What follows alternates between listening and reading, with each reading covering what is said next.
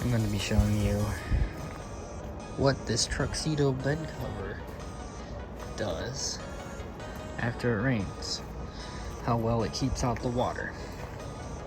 I'm actually pleasantly surprised that it keeps out the water pretty darn good.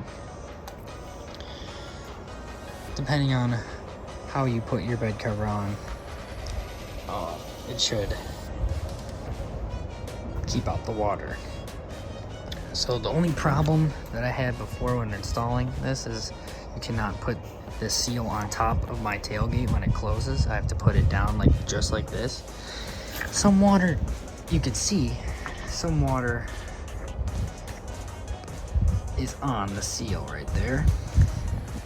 And it does get on here and then drips down the tailgate right here, but it really is not a big deal for me. Water, a little bit of water does get in. And then, I'm not sure how well you can see, but it is wet up in the front there, right up there on both sides.